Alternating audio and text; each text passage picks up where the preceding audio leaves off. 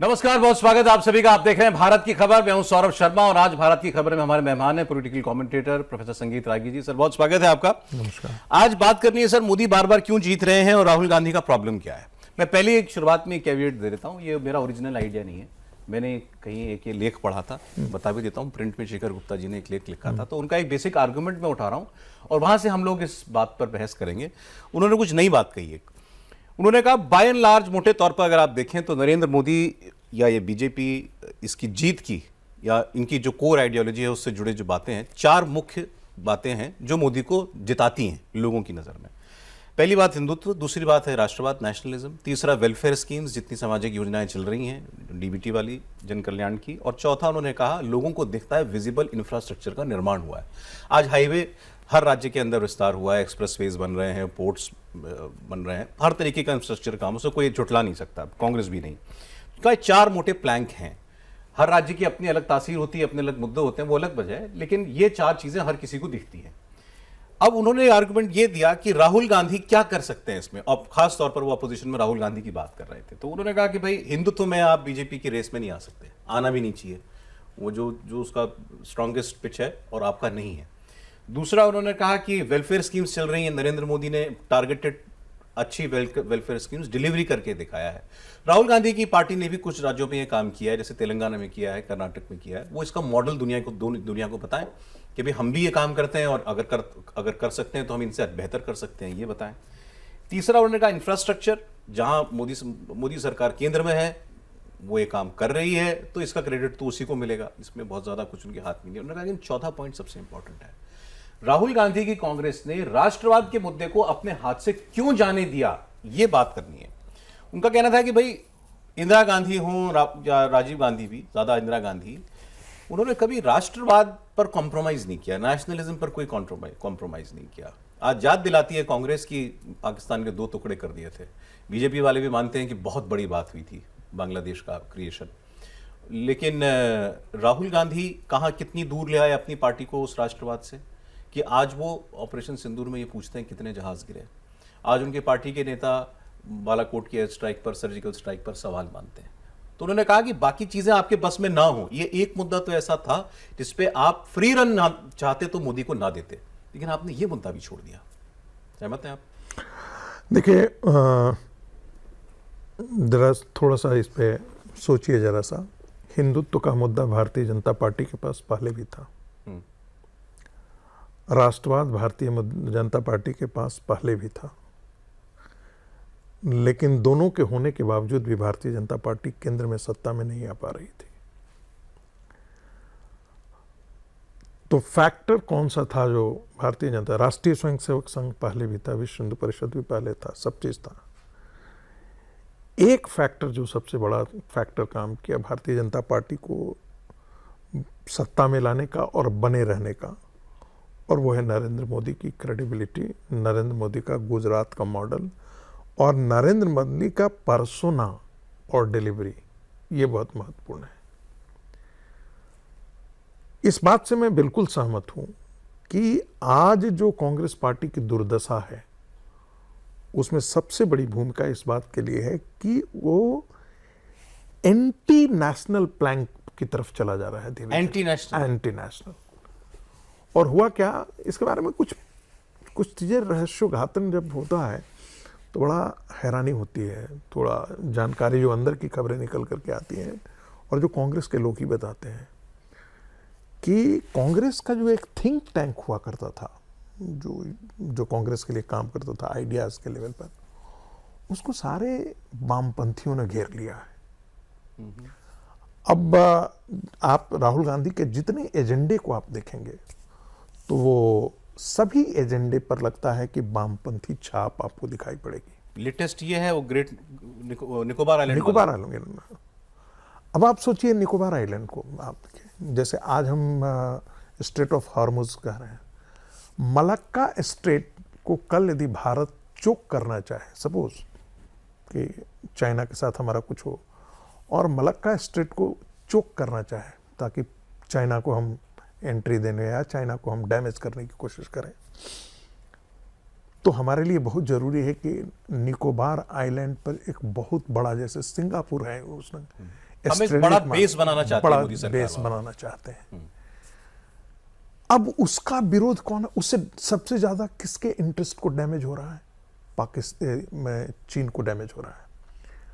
और चीन के डैमेज को होता क्या है कि हमारे यहाँ पार्टियों को, इंटेलेक्चुअल्स को, पत्रकारों को, बुद्धिजीवियों को चाइना खरीदती रही है और उसके इंटरेस्ट को ये प्रोपोगेट करते हैं। हम मित्रोखिन डायरी जब हम पढ़ते हैं तो मित्रोखिन डायरी से पता लगता है कि कैसे उस समय के इंटेलेक्चुअल, पत्रकार, एडिटोरियल लिखने वाले कैसे केजीबी के लिए काम करते थे। आज चाइना दुनिया के हर कंट्री में, अमेरिका हो, रसिया हो, चीन हो, ये यूरोप हो, भारत के अंदर हर जगह वो अपना ये सब काम कर रहा है। अब आप निकोबार में आप विरोध कर रहे हैं तो आप किसको डैमेज? पर्यावरण के नाम पे। पर्यावरण के नाम पर आप सोचिए कि भारत के इंटरेस्ट को डैमेज करना। दूसरी बात सर, एक चीज लेकिन एक बोल देना चाहिए कि राहुल गांधी चाइना के इंटरेस्ट सर्व करने के लिए कर रहे हो, ये तो नहीं कहा जा सकता, लेकिन आप ये कह सकते हैं कि हाँ, उससे हमारा इंटरेस्ट जो है, राहुल गांधी को उसको भी उसके बारे में और प्रमुखता से सोचना चाहिए कि इससे हमको हासिल क्या होने जा रहा है, जो सरकार करने जा रही है। उनको उस स्ट्रेटेजिक, उस जगह की स्ट्रेटेजिक वैल्यू की बजाय पर्यावरण की ज्यादा चिंता हो रही है, ऐसे कहें इसको। देखिए, ये उनका अपने डिफेंस में वो बोल सकते हैं, बहुत अच्छी बात है अपने डिफेंस में। लेकिन हम जब सोशल पॉलिसी या पब्लिक पॉलिसी पढ़ाते हैं ना, तो हम कहते हैं कॉस्ट बेनिफिट हम निकालते हैं। एक रोड पर ट्रैफिक पर एक बीच में सड़क में पेड़ है, तो पेड़ को काटने में इन्वायरमेंट को बचाएं और उसके कारण जो कंजेशन होता है उसमें पेट्रोल कितना फूकता है, उससे जो पोल्यूशन हो रहा है, अब ये दोनों के बीच में हमको असेसमेंट करना होता है। तो हम तय करते हैं पब्लिक पॉलिसी में कि उस एक पेड़ के खड़े रहने से हमारा ज़्यादा डैमेज हो रहा है, पेड़ को हटा दें तब ज़्यादा डैमेज होगा, या पेड़ को रहने देने से ज़्यादा हमको डैमेज होगा, और उसके बेसिस पर आकलन करते हैं। तो वहाँ के बायोडाइवर्सिटी को हम प्रोटेक्ट करने के लिए ज़्यादा इंपॉर्टेंट हमारे लिए है, या हम अपने national interest, larger national interest को फुलफिल करने के लिए वहाँ पर ज़्यादा है। तो ये समझ लीजिए। दूसरी बात, जब आपने देखा कि डोकलाम हुआ, तो डोकलाम पर कायदे से होना क्या चाहिए था कि आप सरकार से पूछते, सामान्यतः यही होता है, विदेश मंत्री से पूछते, डिफेंस मिनिस्टर से पूछते, आपका एक्सेस है। जब आप अपोजिशन के लीडर हैं तो इतनी एक्सेस होती है कि आपको बताया जा रहा है। आप कहाँ चले जाते हैं? आप चीन के एम्बेसडर से आप बात करते हैं, गुपचुप बात करते हैं, 2 दिन बाद 3 दिन बाद एक खबर निकल करके आती है, तब आदमी का शक बढ़ता है। आप ऑपरेशन सिंदूर था, कुछ भी होता, लड़ाई के वक्त में यदि हम ये पूछना शुरू कर देंगे कि हमारे कितने जहाज, आज अमेरिका में कोई सवाल पूछ रहा है, दर्जनों जहाज गिर गए उनके, दर्जनों से ज्यादा जहाज गिरे होंगे, कई दर्जन गिरे होंगे जहाज। अमेरिका में कोई बात आपने देखा है, कहीं हुआ है? किसी बड़े प्रेस ने, अमेरिका के न्यूयॉर्क टाइम्स ने या किसी ने सब स्टोरी इंडिया पर किया, लेकिन नहीं, उस समय भी इस ढंग से स्टोरी किया गया कि चाइना के मिसाइल P-15 जिसका जिक्र किया गया, चाइना के मिसाइल से हमारे विमान को ये क्षति हुई। सब कोई मानता था कि जो राफेल है उसको डैमेज करने के लिए, उसके मार्केट को डैमेज करने के लिए जितने भी कंपनियां थी वो सारे काम कर रही थी वो, और बाजार में ऐसे ही होता है, एक दूसरे को डैमेज करने के लिए ये सब किया जाता है। आप उसके हिस्से बन जाते हैं। तो होता क्या है कि राष्ट्र इन सब चीज़ों को देख रहा होता है, और जब आप रोज ऐसी बातें करना शुरू कर देंगे, राफेल को लेकर के आपने ऐसी बातें कर दी, पाकिस्तान को लेकर के आपने ऐसी बातें की, ऑपरेशन सिंदूर से पहले बालाघाट हुआ, आपने कैसी कैसी बातें की, वहां कुछ हुआ नहीं है, कुछ नहीं मांगा गया, सबूत आपने मांगा। आपके एक नेता बने, आर्मी चीफ को उन्होंने कैसी गालियों वाली भाषा भी, सड़क के और गली, तो ये सब बातें जो होती है ना, वो इमोशन से खेलने लायक है। क्यों? मैं जहां से मैंने जो आर्गुमेंट शेयर किया आपसे वो ये था कि ये राष्ट्रवाद का मुद्दा क्यों प्लेट पे सजा के नरेंद्र मोदी को दे दिया गया कि इसके सोल मतलब आप करता धरता आप ही हैं, हमारा स्टेक इसमें नहीं है। ठीक बात है, आपने जैसे कहा कि भाई ये सारी बातें जो है, आप सेना की तारीफ करते, सरकार की आप शिकायत करते, आलोचना करते, हाँ, लेकिन यहाँ वो नहीं हुआ। नहीं हुआ। बाद में किसी ने उनको समझाया तो फिर उन्होंने थोड़ा सा बदला स्टांस कि हम तो चाहते थे कि पीओके तक पहुंच जाते, आपने युद्ध क्यों रोक दिया। ये लेकिन बाद में हुआ, उससे पहले वो डैमेज कर चुके थे जब ये पूछ करके कि आप जहाज क्यों। तो इसकी बेसिक वजह क्या, आप कह रहे हैं कि कांग्रेस जो है वैचारिक तल पर लेफ्ट में चली गई है। देखिए, कांग्रेस वैचारिक स्तर पर लेफ्ट के इन्फ्लुएंस में बहुत ज्यादा चली गई। और लेफ्ट का एजेंडा जो कारण था, लेफ्ट का एजेंडा क्या है, वो इंटरनेशनल राष्ट्रवाद मानता ही, राष्ट्रवाद मानता नहीं। राष्ट्रवाद वो कहता ही नहीं, उसके बाउंड्रीज है। जबकि चीन राष्ट्रवाद में विश्वास करता है, भारत का कम्युनिस्ट जो है वो राष्ट्रवाद में विश्वास नहीं करता है, चीन का कम्युनिज्म राष्ट्रवाद में विश्वास नहीं करता है, ऐसा नहीं है। चीन तो राष्ट्रवाद की ही एक्सपेंड कर रहा है ना। वो इंटरनेशनल कम्युनिज्म में यदि होता तो रशिया से झगड़ा क्यों करता, बॉर्डर क्यों लड़ने जाता, नहीं लड़ा ना। रशिया अपने बॉर्डर के लिए लड़ रहा है, रशिया अपने बॉर्डर के लिए लड़ रहा है। मैं कह रहा हूं कि रशिया जिस समय कम्युनिज्म में था, उस समय चीन और रशिया के बीच में 1969 के अंदर जो है वो युद्ध हुआ था, बॉर्डर डिस्प्यूट, जैसे 62 में हमारे साथ हुआ, 69 में उनके साथ हुआ। हमारे वाले जो वामपंथी होते हैं वो कम्युनिस्ट विदाउट बॉर्डर्स हैं, कहते तो हैं, अपने आप को कहते हैं। आपको भी पता नहीं है कि भी अच्युतानंदन ने जो है वो ब्लड दे दिया था तो उन पर कार्रवाई हो गई थी। 1962 के बाद जो सीपीआई जो है वो टूटा, तो उसका एक कारण यही था कि एक फैक्शन कहता था कि जो माओ जो चाइना है, चाइना का चेयरमैन हमारा चेयरमैन। अच्छा। और चाइना यदि एक्सपैंड करती है भारत में तो भारत के अंदर कम्युनिज्म का विस्तार होगा। जंग के समय भी समर्थन करने बिल्कुल बिल्कुल, जंग के समय भी भारत का कम्युनिस्ट मूवमेंट का एक फैक्शन जो बाद में सीपीएम हुआ, वो लेफ्ट को, वो चाइना को सपोर्ट करता। हाँ, सीपीआई पहले हुआ करता था, ओरिजिनल सीपीआई था, उसमें से सीपीएम निकला, उसमें से सीपीएम में से सीपीएम सीपीआई एमएल निकला, वो नक्सल की तरफ निकल के चला गया।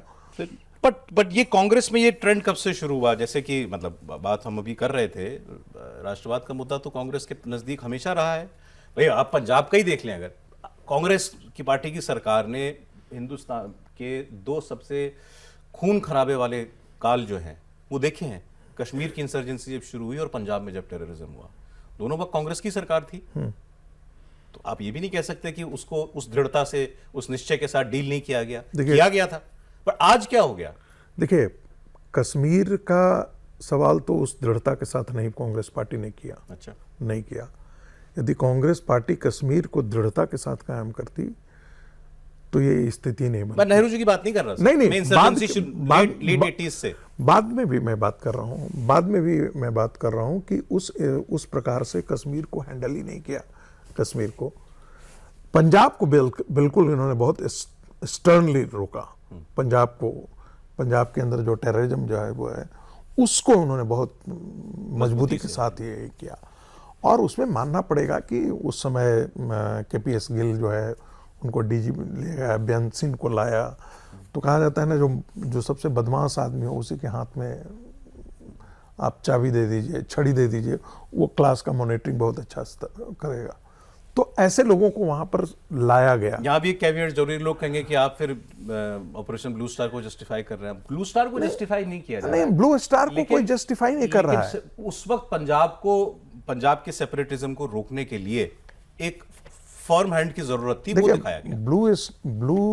ऑपरेशन ब्लू स्टार को तो लोगों ने निंदा की, बिल्कुल, और नहीं होना चाहिए था। और इस बात के लिए कांग्रेस पार्टी की आलोचना हुई कि आप ब्लू स्टार ऑपरेशन की नौबत आने ही क्यों दिया।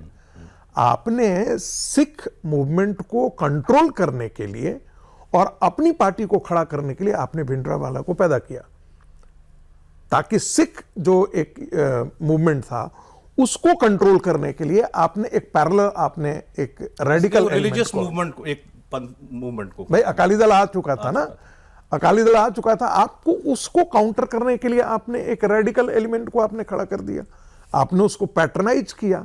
तो आपने वहां पर बहुत अच्छे तरीके से आपने काम किया। उस समय तो हम लोग 10th क्लास के बच्चे हुआ करते थे, हम लोग तो लगता ही नहीं था कि हिस्सा रहेगा भी या नहीं रहेगा।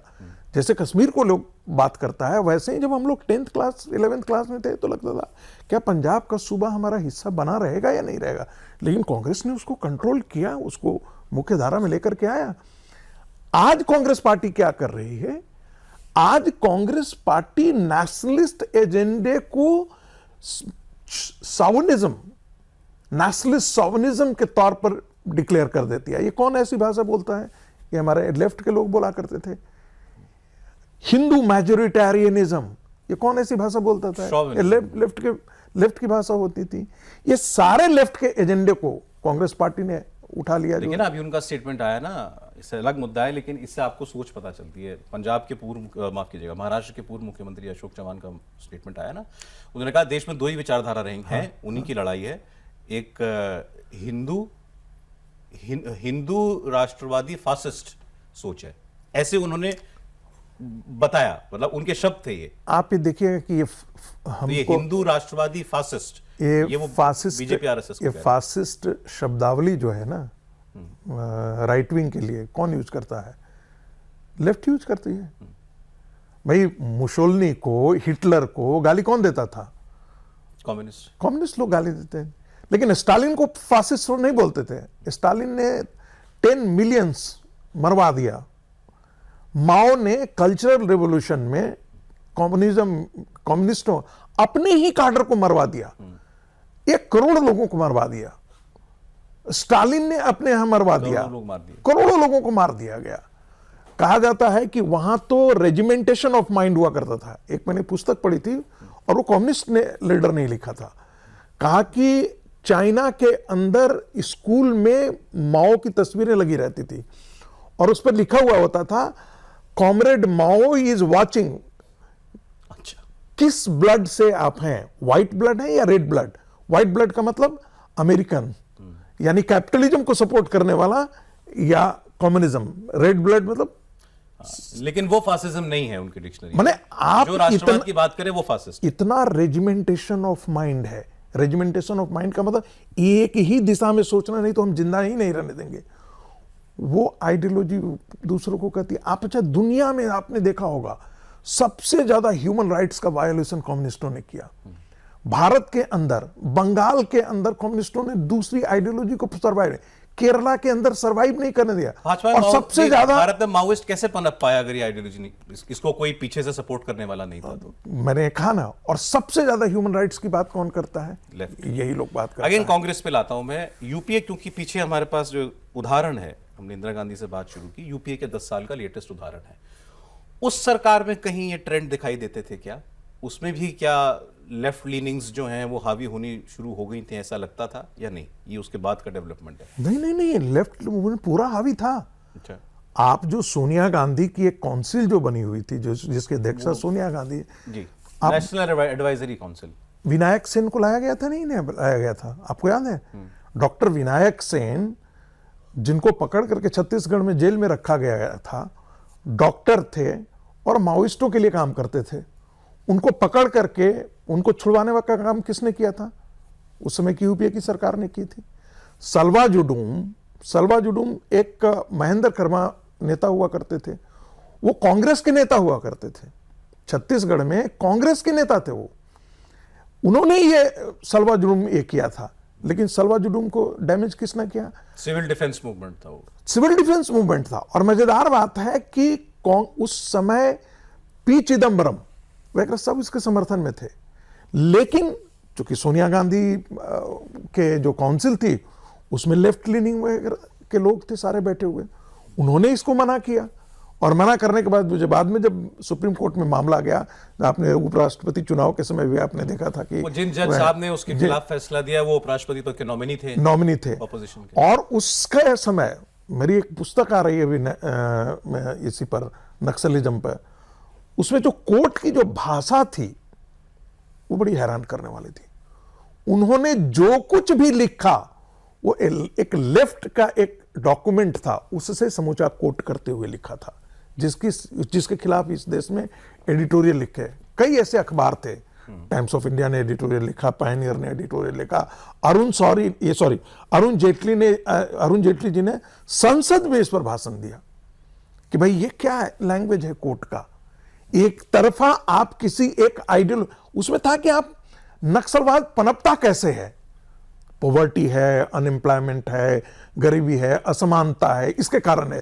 तो इन ए वे यू आर जस्टिफाइंग, ये उसका था। अच्छा, उस समय का नेशनल ह्यूमन राइट्स कमीशन का आप रिपोर्ट आप देख लीजिए, जितने माइनर्स, महिलाएं, इन सबको नक्सल्स जो है वो रोप इन करते थे काडर में, एक्सटॉर्शन करके पैसे देते थे। 3,000 करोड़ एनुअल उनका एक्सटॉर्शन मनी हुआ करता था। ऐसे मूवमेंट को सपोर्ट करने के लिए आप कह रहे हैं कि मतलब माओइस्ट लेफ्ट मूवमेंट से भी लड़ने में वो इच्छा शक्ति नहीं दिखाई गई थी? बिल्कुल ही नहीं दिखाई थी। ठीक है। एक तरफ प्रधानमंत्री कह रहा है और गृह मंत्री कह रहा है कि Maoism the biggest threat to the national security. ये चिदंबरम जी का उस समय का था, 2008 में। कोर्ट का भी था? कोर्ट नहीं, और मनमोहन सिंह ने भाषण में अपना कहा, सारे डीजीपी के मीटिंग्स के बीच में ये बात कही। लेकिन ऐसा तो नहीं, आप ये तो नहीं कह सकते कि कांग्रेस में राष्ट्रवादी सोच वाले नेता नहीं है। भाई कांग्रेस तो आज भी यही कहती है कि हमने अपने दो नेता, दो देश के प्रधानमंत्री बलिदान किए तो राष्ट्रीय सुरक्षा के लिए किए। इंदिरा गांधी भी की हत्या भी उसी वजह से हुई और राजीव गांधी की हत्या भी उस वजह से हुई। देखिए, वो राजीव गांधी ने भी तमिलनाडु के लिए सेना भेज दी थी। देखिए, वो तो फिर एक अलग दिशा में, एक अलग ट्रैक में चला जाएगा, वो डिस्कशन ही अलग ट्रैक में चला जाएगा। आपने कि हमने बलिदान देश के लिए कर दिया, आपने विश्वास किया और एक हत्या हो गई, तो इसको तो छोड़ ही देना चाहिए। मूल मुद्दा क्या है कि राष्ट्रीय, अभी जो कांग्रेस पार्टी है उसके अंदर ऐसी सोच वाले लोग नहीं है, ऐसा कहना बिल्कुल कोई नजर नहीं आता है। नहीं है। मैं फिर आपसे कहता हूं, वो दबे हुए स्वर है। अब कभी कभी आपको निकलता था। आप देखिए मनीष तिवारी, हाँ। पाकिस्तान के मुद्दे पर उन्होंने किस प्रकार की बात की। पाकिस्तान से लोगों ने बात करने की वकालत की तो लताड़ा है उन्होंने। जब शशि थरूर कुछ बात करते हैं तो जो ऐसी आवाजें निकलती हैं उसको तुरंत दबा दिया जाता है और उसको प्रो बीजेपी डिक्लेयर कर दिया जाता है। ये होता है। जैसे आज के दिन में नेशनल मूवमेंट के समय जो भी कांग्रेस पार्टी के विरोध में होता था तो उसको मान लिया जाता था एंटी नेशनल है। ठीक है। आज के दिन में भारतीय जनता पार्टी, उसका सिंबल जो है वो नेशनलिज्म के साथ तो अपने आप को इतना ज्यादा जोड़ लिया है कि राहुल गांधी को लगता है कि जो कोई भी ऐसी बात कर रहा है वो भारतीय जनता पार्टी की बात कर रहा है। और नतीजा है कि ऐसी आवाजें जो है कांग्रेस पार्टी के अंदर जो है उसको, अब आपको राम मंदिर न जाना, जब भारत की आस्था, भारत के सनातन मूल्यों, इन सब के साथ आप जोड़ करके नहीं रहेंगे, मेजॉरिटी कम्युनिटी को आप रोज गाली, आपने शुरुआत में कहा था बीजेपी के लिए 4 चीजें काम करती हैं: हिंदुत्व, राष्ट्रवाद, वेलफेयरिज्म और इंफ्रास्ट्रक्चर डेवलपमेंट। हिंदुइज्म पर आप बीजेपी को टक्कर नहीं दे सकते, लेकिन आप कहीं से एंटी सनातन साउंड ना करें, ये तो कर सकते हैं। बिल्कुल बिल्कुल। आप पर यह आरोप तो ना लगे कि आप जो है मतलब हिंदुत्व विरोधियों वाली। अच्छा, दुनिया में कौन ऐसा कंट्री है जहां पर मेजॉरिटी कम्युनिटी को आप गाली देकर के आप राजनीति में जिंदा रह सकते हैं? कहीं नहीं था। भारत में ऐसा संभव इसलिए हुआ, भारत में इसलिए संभव हो पाया कि भारत में मेजॉरिटी कम्युनिटी जो है वो जातियों में बटी हुई है। और जो विपक्ष था उसको लगता था कि यार ये जो 18%, 20% जो माइनॉरिटी है इसको हम गोलबंद कर लें, और जो 80% हिंदू है, 78% हिंदू है, ये तो जातियों के आधार पर वोटिंग करता है, इसमें डिवीजन हो जाता है तो हमारे लिए रास्ता आसान हो जाएगा। भारतीय जनता पार्टी ने इस पूरे समीकरण को बदल दिया। बोला अच्छा ठीक है, तुम 20% की राजनीति कर लो, हम 80% की राजनीति कर लेते हैं। तो भारतीय जनता पार्टी को यह पता हो गया कि हम चाहे जो कुछ भी करें, एक तबका है जो हमको वोट नहीं करता है। आपने कभी ऐसा खुल करके बोलते हुए सुना कि हमको मियाओं से वोट नहीं चाहिए? बंगाल का उदाहरण लीजिए, आसाम का उदाहरण लीजिए। बंगाल में जाकर के बीजेपी का जो मुख्यमंत्री का कैंडिडेट है वो क्या बोल रहा है? कहता हमको वोट नहीं चाहिए। ठीक है, तुम गोलबंद कर लो, जिसको गोलबंद करना है बोलना, हमको हिंदुओं का वोट चाहिए, हमको सनातन का वोट चाहिए। तो बंगाल में उभर करके क्या आया? सनातन वोट बैंक करके आया। पहले लोग मानता था कि बिना मुसलमानों को साथ लिए हुए सरकार बनी नहीं सकती है। बंगाल ने इस उदाहरण को फेल कर दिया। नीतीश जी को आप देखिए, बिहार के चुनाव को भी आप गंभीरता से देखिए। हमने बिहार के चुनाव को अंडर एस्टिमेट किया, इतना बड़ा मैंडेट आया, लेकिन क्यों इसके बावजूद कि ट्रिपल तलाक पर नीतीश जी साथ खड़े थे, मुसलमानों को तो विद्रोह करे, मुसलमान तो उनके साथ नहीं खड़ा था। एक सांसद खड़ा कर रहा है कि हमको मुसलमानों ने वोट नहीं दिया है, हम उनके लिए कोई काम नहीं करेंगे। आप समझ रहे हैं कि नहीं? मिथिलांचल से एक खुल करके बोला। भाजपा के थे शायद? नहीं, भाजपा के नहीं थे, वो जेडीयू के थे, जेडीयू के थे। खुल करके ऐसी बातें की। जेडीयू तो बिल्कुल ये टर्न अराउंड है, जिस तरीके से वक्फ पर सपोर्ट किया, वक्फ पर सपोर्ट किया, तो ये रिस्क लिया ना, जेडीयू ने रिस्क लिया। और जेडीयू ने, आपको ध्यान में होगा कि जेडीयू ने अपने जो मुस्लिम कैंडिडेट थे उसको भी कम किया।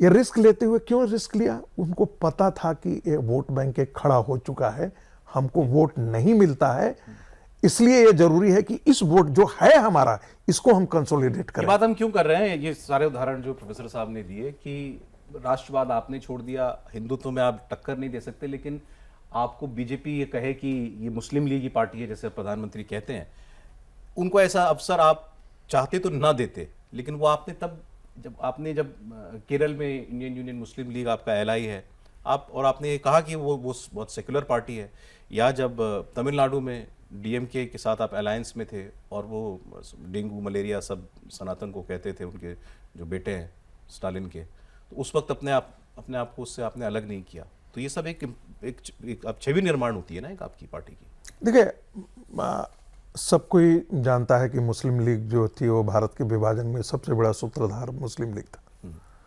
ये उसी का ऑफशूट है आईयूएमएल, उसी का है।